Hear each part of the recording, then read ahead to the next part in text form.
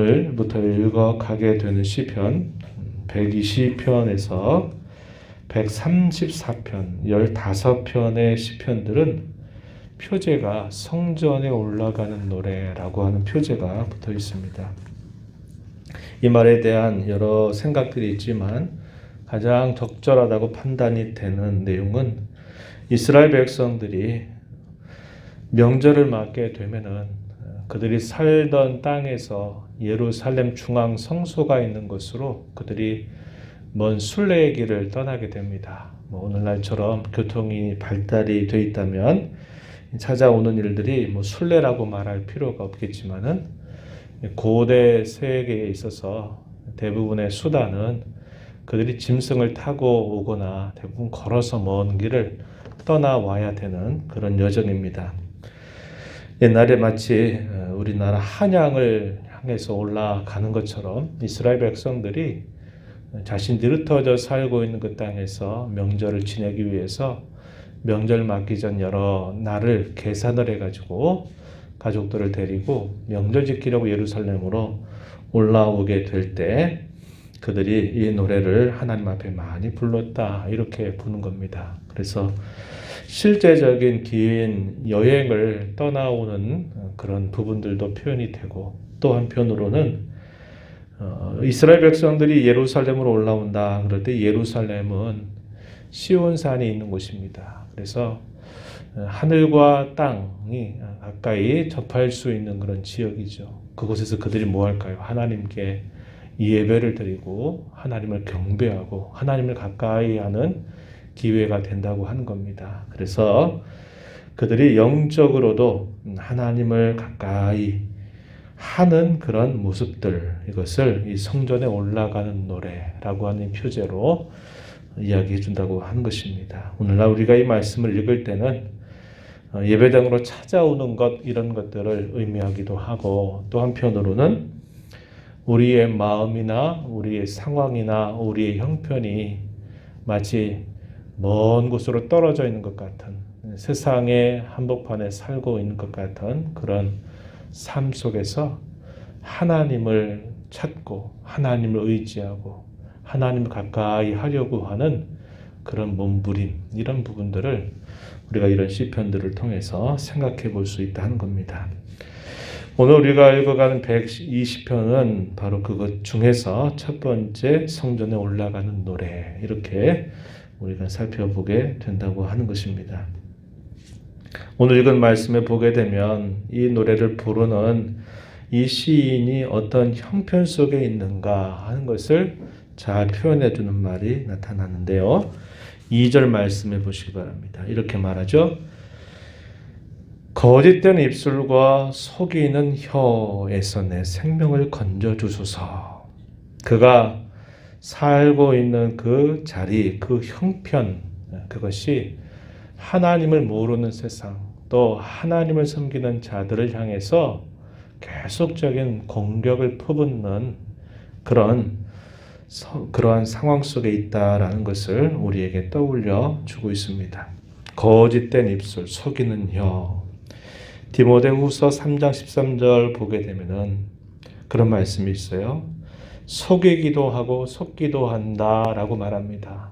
이 세상을 살다 보면은 사람들이 자신의 참된 모습을 다 숨기고 항상 위선과 거짓으로 살면서도 그런 줄 알지 못하고 당연히 그런 줄 알고 살아가는 겁니다. 그래서 속는 경우도 많고 또 자신이 또 다른 사람을 속이며 살아가는 그런 경우들이 참 많다는 것이죠.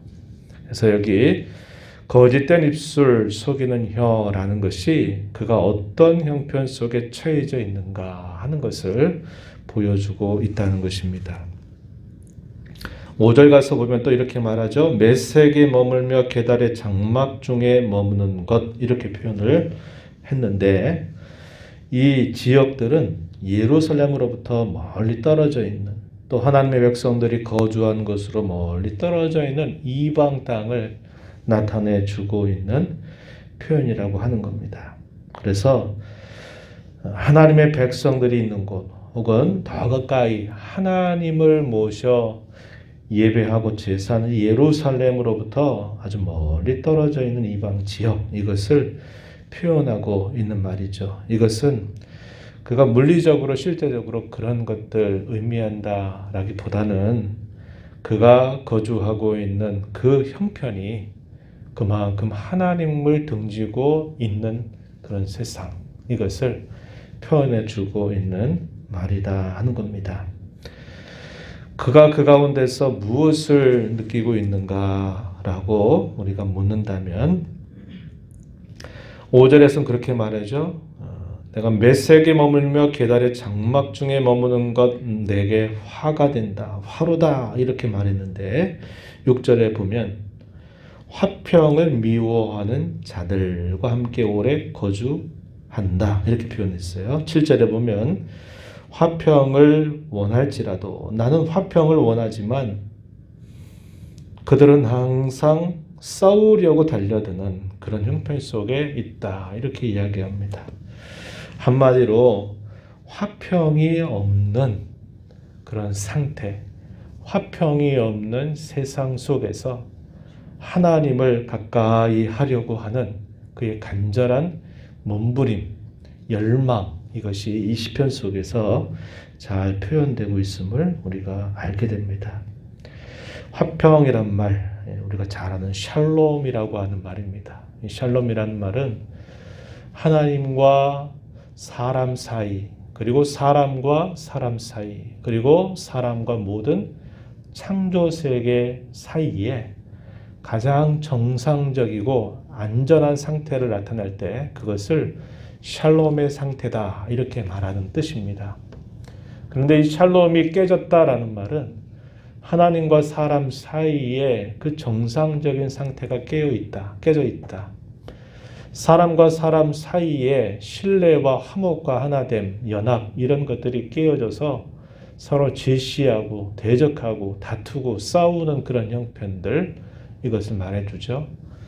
또 사람이 살고 있는 이 세상과 이 사람과 깨어져 있는 이런 관계, 이런 것들을 다 말할 때 샬롬이 깨어졌다라고 표현을 하고 있는 겁니다.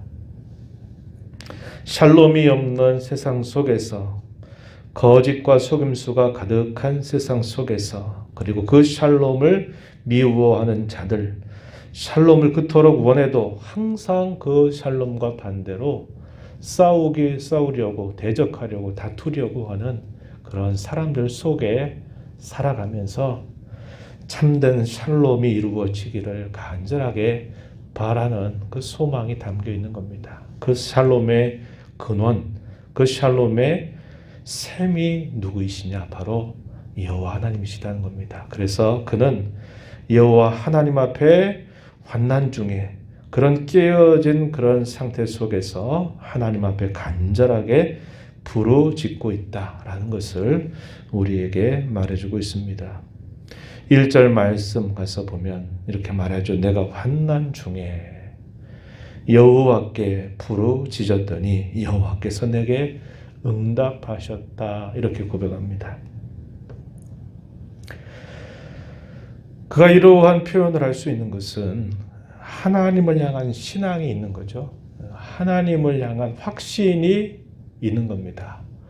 하나님을 믿는 신앙이 없고 그분을 부르고 찾을 때, 가까이 하고자 할 때 하나님이 자신의 곁에 가까이 계셔서 자신의 간구를 들으시고 응답하신다고 하는 확신이 없다면 하나님 앞에 간절하게 기도할 수 없는 것입니다.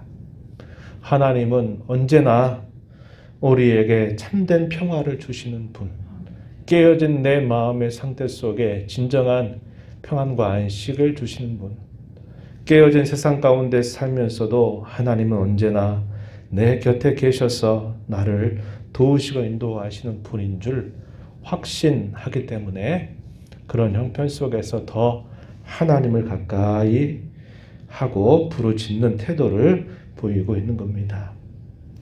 우리가 이 공경 많은 세상, 화평이 깨어져 있는 이 세상 속에 살아가는 것 자체가 우리에게는 괴롭고 힘겨운 일이 되지만, 그러나 하나님은 그 어려움과 환난과 공경을 아주 좋은 수단으로 사용하세요. 그게 뭐냐? 하나님을 더 가까이 부르라고 하시는 수단으로 사용하고 계시다 하는 것입니다. 그래서 공경과 환난은 그 자체로서는 괴롭고 힘든 일이고 샬롬이 깨어진 세상 속에 살면서 경험하는 어쩔 수 없는 것이지만 하나님은 그것조차도 선하게 사용하셔서 그 환난과 공경과 시련과 어려움 때문에 하나님이 내가 내 곁에 더 가까이 있다라는 것을 그걸 통해서 깨우쳐 주시는 겁니다. 세상에 대한 사랑, 세상에 대한 미련 이런 것들을 끊게 하시는 아주 좋은 수단으로 사용하셔서 성도들은 그러한 일들을 당하게 되면 그렇지 내가 하나님 외에 무슨 소망이 있겠어? 하나님 외에 내게 어떠한 그 누가 나에게 참된 안식과 샬롬과 평안 이것을 주실 수 있겠어? 오직 하나님만이 내게 주실 수 있지. 이것을 깨달으면서 더 하나님을 가까이 하는 계기가 되게 하신다는 것을 우리가 알게 되는 겁니다. 우리가 이제 이런 세상 속에 살면서 하나님이 이 샬롬을 우리에게 약속하고 있다는 것을 꼭 기억하십시오. 가까이는 무엇입니까? 우리가 어려움 가운데 처하게 될 때마다 하나님의 이름을 믿고 그분을 간절하게 찾을 때마다 샬롬의 주님이 우리 곁에서 마음의 평안을 주시고 안정을 주시죠. 그뿐만 아니라 이제 하나님께서 이 깨어진 하나님과의 관계를 근본적으로 완성시키실 것을 우리에게 약속하고 있습니다. 사람과 깨어진 이 창조 세계에 삐뚤어진 이 관계조차도 하나님께서 마침내 회복시키실 것을 우리에게 약속하고 있다고 하는 겁니다.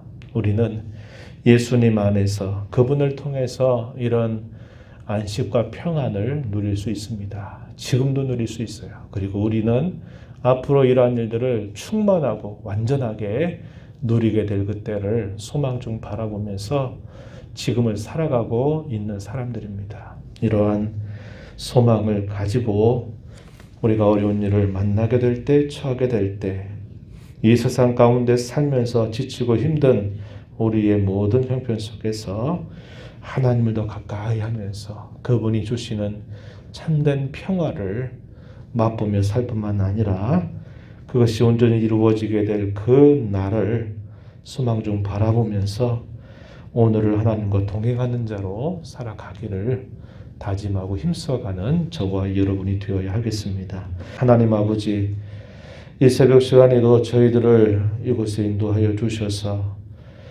입술을 열어서 하나님을 찬양케 하시고 주의 말씀을 읽게 하시고 귀를 열어 듣게 하시며 오늘도 주시는 말씀을 통해서 우리의 심령을 깨우쳐 주심을 감사드립니다.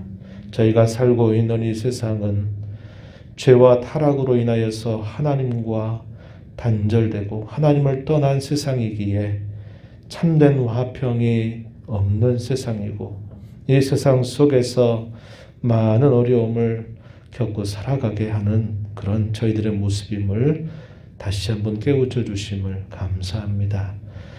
참된 평안은 오직 하나님 안에 있다는 것을 알게 하여 주셔서 공경과 어려움을 만나게 될 때 속고 속이는 이 세상 속에 살아갈 때 더욱 하나님을 가까이 하는 저희들의 삶이 되게 하시고 하나님을 진실하게 믿는 신앙 우리를 언제나 돌보아 주셔서 가까이 계셔서 간절하게 하나님의 도움을 구하고 기도할 때마다 언제나 가까이서 응답해 주시는 하나님이신 줄을 믿고 우리 주님 안에서 평화를 누려 살아가는 삶이 되게 하시고 참된 평화가 온전하게 이루어지게 될 그 영광의 순간을 소망 중 바라보면서 오늘을 주님과 살아가는 저희들의 삶이 되게 하여 주옵소서.